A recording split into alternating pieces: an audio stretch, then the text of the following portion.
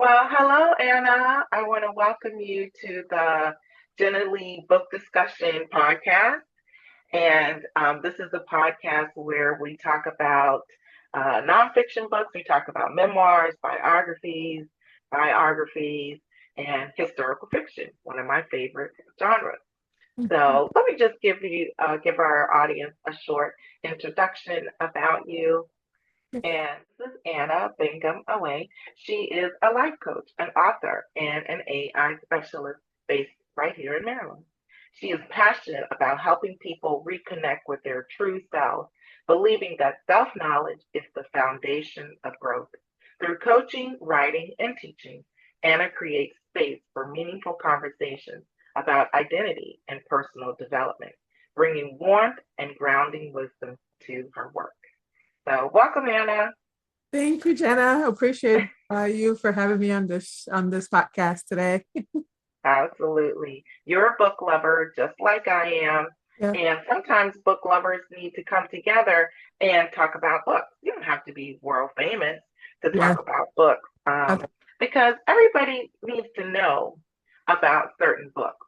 And the Mm. one that we're going to talk about today, I believe, is for everyone. Yes. And so, drum roll. Uh, this book discussion is about How to Win Friends and Influence People by Dale Carnegie. This book has sold over 15 million copies worldwide since the 1920s. It is a classic book and been around for 100 years and still going strong.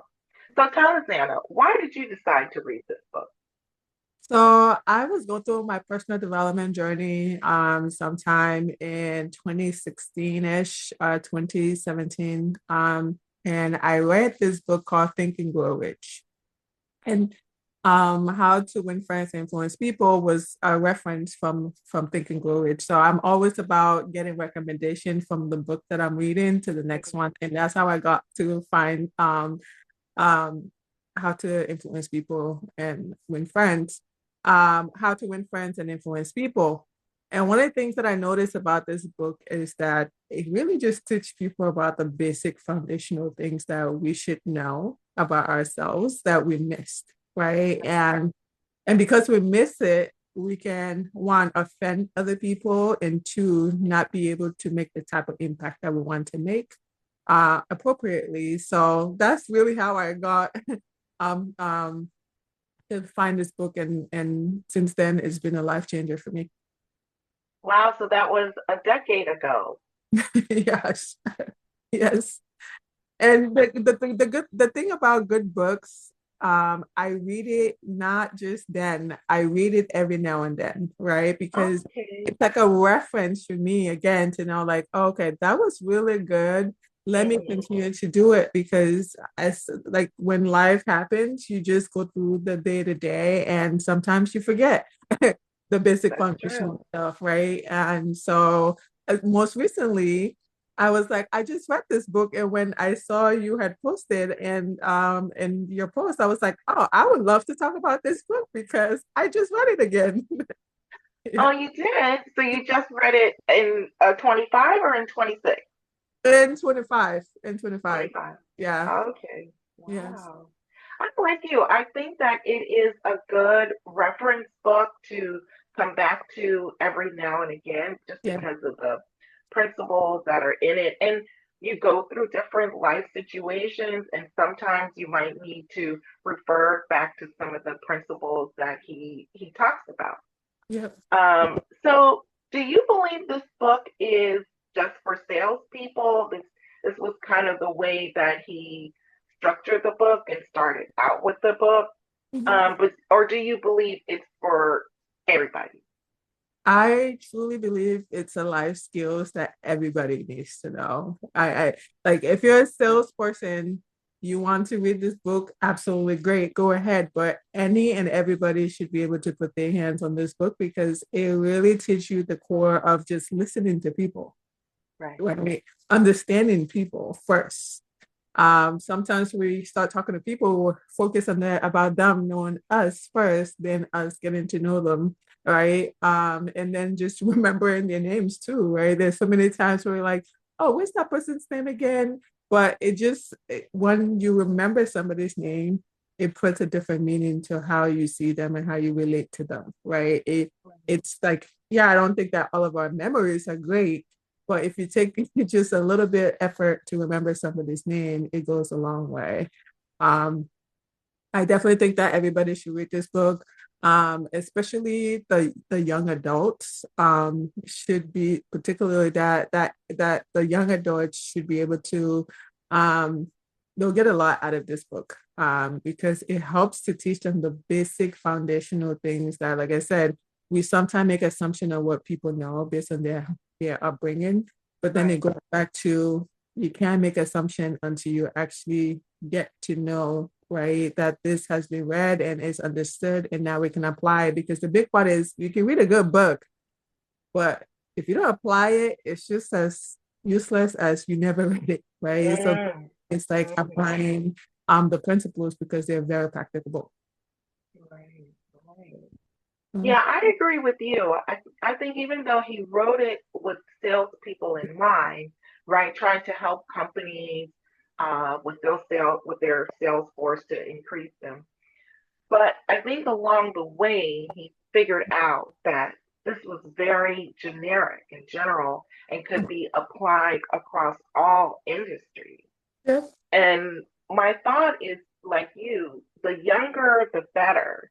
Because if you start out in life with these principles, you're going to avoid a lot of tension and friction in relationships. You are going to know how to approach people in your workplace and in your family. It wasn't just like a workplace Yeah. um, book, a guide. It was Yeah. also for family relations. Mhm. Yeah, I mean, for me personally, I think we'll probably even get there to this question is like, how do I apply it to my life, right? Um, and one of the principles there is don't criticize people Mm, because you do criticize people. For me, I just got married, and it's so quick for you to point out something that somebody's doing because you're not okay with it and doesn't resonate. But then it just, once again, that's why I read these books, this thing so frequently, because it reminds you, like, when you are in that space, it keeps your awareness to say, okay, am I criticizing them? How would they feel about it? How would they respond to me? Because once they respond to me in a way that I don't like it, of course, is going to hurt me, is going to make me feel a certain type of way that I wouldn't have wanted to feel, right? Because they're trying to push back. Because I have criticized them, whereas, talking to them in a level where they can understand and also get the result that I'm looking for. that's going to be great for you and your husband, Anna. He just does not even know the benefit that he is going to get I from. just tell you, every time I need to call out something, I just have to think about it. Okay, let's not criticize it. Let's not criticize the act. Let's just think through it a little bit more and be really good with our wordings. Well, the way that he divides the book up into different parts, and then he gets into the specific principles. And one of the principles that he writes about is be sympathetic with the other person's ideas and desires. And that's, a sort of deeper level way of relating to people is that you don't just knock down their dreams and goals and ideas. Is that you are sympathetic to them, whether you agree with them or not, or you think that they're reachable or that their ideas make any sense at Mhm. all. But it's a way to really validate the person by listening and being sympathetic to what they are sharing with you because sometimes it can be very private and very personal. They can Yes. feel very humbled Yeah. to share that with someone. So Yeah. you're not just knocking down Mhm. something that they are saying to you. You're giving a pause and listening and reassuring them. Well, that great. That sounds like a great idea. Let me know more. Let me know when you Yes. get things going with it. And I would love to see that happen for you, so that you're coming back with a more positive response. Yeah. Whereas, somebody might say, "Oh, that's dumb. That's stupid. That doesn't make any sense. That was never happened. You Yeah. can't do that." Yeah. Yeah. And I think for people, all you need is just one. You just need one, especially when they're trying to be vulnerable to you and they're sharing their dreams or aspirations. And all they need is that one no, for them to never want to open up again, Right. to anybody else. So it's like sometimes we are asking ourselves or asking people, why is this person not opening to me? But we don't know what we have done in the past that they have not shared, right? The hidden resentment that they might have that they're not sharing with us because they have been open once, right? And this was the ripple effect that they had. So they have decided no longer to open up for whatever reason it may be. And it may not specifically has been you who caused this. It could have been somebody else, but people as individuals we learn from our experiences, right? Especially if that has happened to you in the past, you know what not to do now, even though it's a new person, but you always do think about, would they still do this? Are they capable, right, of saying things like as such? Right. Right. Yeah. All right. Well, Anna, how has your life changed since you read this book? Um, it has changed in a way where I am more intentional with the things that I'm saying. I think I mentioned this earlier with how I want to give feedback to my husband, where it doesn't come back as me criticizing him, but and also the tone, right? One thing can be said in two different ways, and one can be coming from a way where I'm criticizing him, right? And then the other part can come from a place where he understands it's coming from a good place, even though his ego might flare up, but he understands my intent, right? So that has been very helpful to me personally. And I'm sure that my husband, if he was here, he would be able to give the results, right? Absolutely. What? As far as like even my friends, also listening more. I used to be in a place where when I have good ideas, I would just want to say it, right? And then I realized that like just because it's good to me does not mean it's good to the next person. And having discernment to know who I'm sharing these good ideas with, because who you bring to sharing your idea can kill the idea or it can grow the idea. So just being intentional with me, listening more to people and what they want, and seeing how I can have intentional conversations with them as well, not just Have about me. you recommended this book to anyone? Yes, I have recommend the thing about me when I like books, I start giving them as gifts, like birthday. Oh, You will get some in the Amazon. Yeah, so I like to give books out to friends and family. Now the question is, do they read it? mm, That's up to them, right? But I know that part of learning this knowledge is sharing it with our community and people around us. I wouldn't want to know that this can change my life. I applied these things and it's helping me, and that you can do the same thing too if you want to, right? It's giving people the options. I think we would have a better world if people read the book and they followed it. I mean, a lot of the principles in this book are biblical principles, and some people, they're just aversive to the Bible or moral teaching. You Yeah. say something spiritual, they want to run the other way. Yeah. But the way the book is presented, it doesn't come across preachy Mm-mm. or, like Yeah. scriptures. Yes. They are principles with a lot of examples. Yes. That is the one really good thing about this book as well, is he's just not talking about the principles. He is showing the principles in action. And Yes. he also sometimes gives examples of when people did not use the principles, the outcomes. Yes. So you begin to see, and then anyone who is in a working environment Mhm. can see how these principles would really help them, Mhm. especially a person in leadership. I mean, I really think anyone who is a leader or aspires to be a leader should read this book, because there is a way to lead where you're not, everything's not so autocratic and dominant. It is more a leader who is a listener, a good listener, a good Yeah. motivator, Yeah. sees the strength in their employees, Mhm. and knows how to strengthen their weaknesses. Yeah. And just being genuinely interested, right, with the people that they are interacting with. Because nowadays you can tell if somebody is interested or not, if they're really paying attention. And just having a genuine interest to know people is important as a leader as well, which it all goes back to that emotional intelligence piece, right? That is necessary and needed for a successful team, right? Whatever result you're trying to get, it's important for you to be able to have emotional intelligence for that. Right, right. This Yeah. is a place where I think that we have something over AI.